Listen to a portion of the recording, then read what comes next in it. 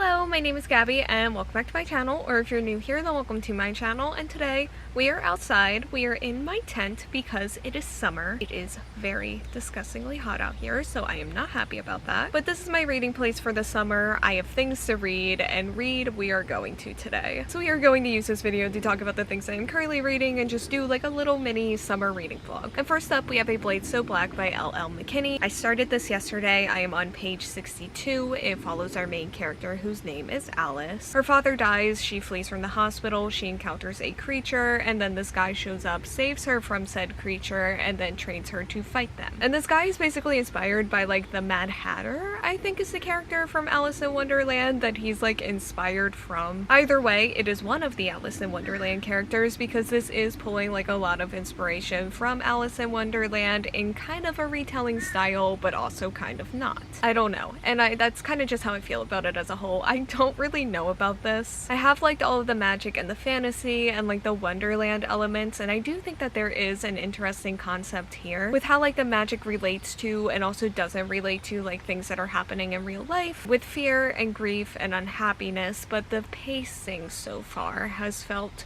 really off. Like it was one chapter and then we skipped 3 months and then it was like another chapter or two and then we skipped like a year, and it just feels like we're skipping a lot of character growth, a lot of character development, a lot of relationship development, and really just a lot of things that do feel really important. I also haven't really loved a lot of the dialogue or the banter, and then there's also just a good chance that I might just hate the romance, but you know what, there is a lot of this book left. I'm hoping things turn around, but if it doesn't turn around, I also do have this book right here, These Vengeful Gods by Gabe Novoa. It is my current audiobook, and it follows our main character Crow, who is a child of a god named Death, whose descendants were all murdered, and our main character was one of the ones who escaped and is now living in the Shallows with their uncles, where they spend their time fighting in an underground fighting ring until their uncles are arrested, and they need to enter the Tournament of the Gods to try to save them, which means that they need to navigate the world of the wealthy and the powerful while also trying to keep their true identity as a child of the god of death a secret.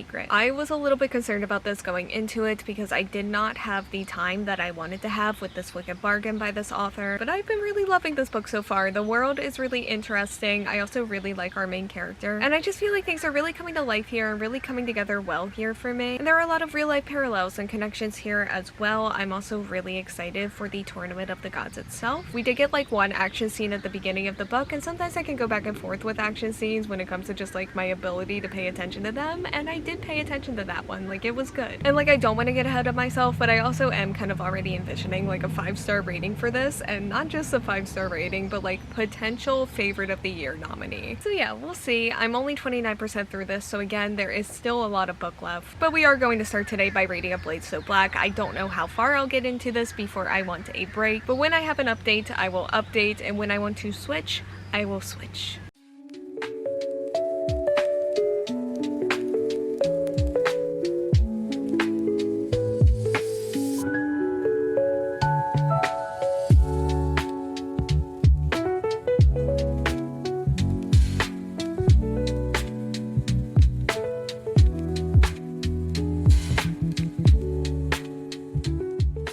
I think the last clip that you saw before just now was just like of a little piece of dialogue, and I just wanted to use that as an example for what I'm going to be talking about next, which is kind of what I referenced earlier with just like some of the dialogue not really working for me. There is a lot of dialogue in here that is just kind of like that, and while I get what this book is going for, it's just kind of not doing it. Like it's coming off as less like fantasy wonderlandy and more just like unfortunately kind of cringe. That being said, I am on page 130. These past couple of chapters were very action scene heavy, and I'm also just not really like super into those. I am really into like the wonderland of it all and like the magic and the fantasy elements. The actual action scenes themselves I am struggling with, which is not uncommon for me in action scenes. I think I mentioned that earlier in this video. So it's unfortunate, but I also don't think it's entirely this book's fault. Like, it is still somewhat my fault that it's just like a me thing. But yes, still really liking like all of the fantasy and the Wonderland elements of this. And when I say Wonderland, I mean like the actual world and the magic of it itself, not so much like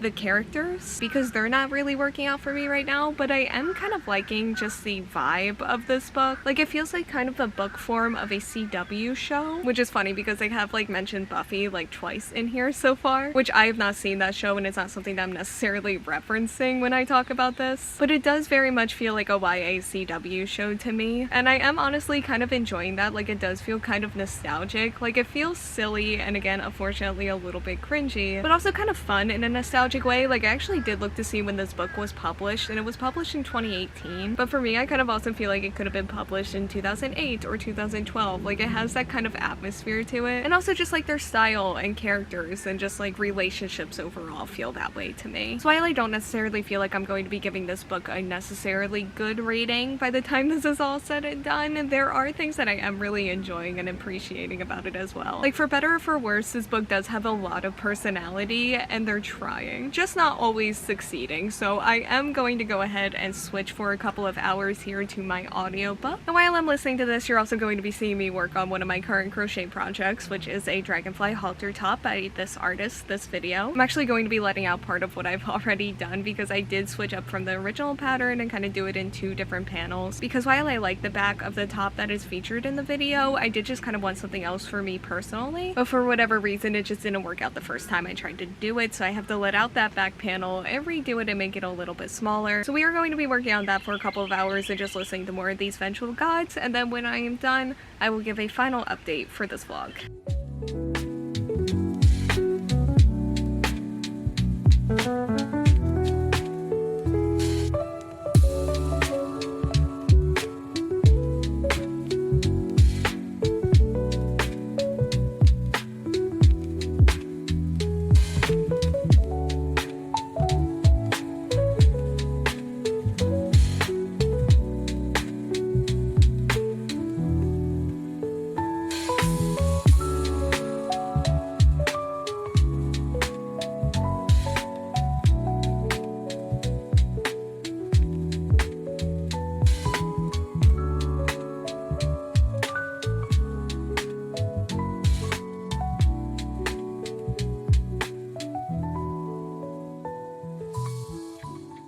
Okay, so this is currently what this looks like. It does finally fit. I still have a few tails left to weave in and then the bottom shell stitch, but otherwise, we are almost done. I am now 53% of the way through these Vengeful gods, which is a little bit under 5 hours left, and I am thankfully still really loving it. The tournament itself is kind of like a mix of a reality competition show, which I really love, with like some gladiator style battles, and I'm still like into the action scenes. I'm not as into them as some other books have pulled off, but it's still doing pretty good. And there are some really cool concepts and things happening too. I really like the magic system. I also think the setting is really interesting. There's a lot of conversation around wealth and power and privilege, and the inequality there when it comes to the different levels of the cities, and then also the genocide that happened with Death's descendants. I am also really liking the characters and their relationships. There are some really cute friendships in here, and then another relationship that is kind of like enemies to frenemies, kind of. I feel like we're kind of on like a childhood enemies to maybe frenemies to friends to maybe romance type of path here. I'm not really sure, but I do think it's really interesting, and I do think they're cute. I definitely do think this one is still well on its way to either a 5-star or some sort of other very high 4-star rating, and I do definitely think that this is going to be a pretty big favorite of mine by the time we're done here. But yeah, I've been out here for a long time now, so I am going to go ahead and wrap up this vlog. Thank you so much for watching. Like, comment, subscribe, hit the bell, and answer a question that'll be around here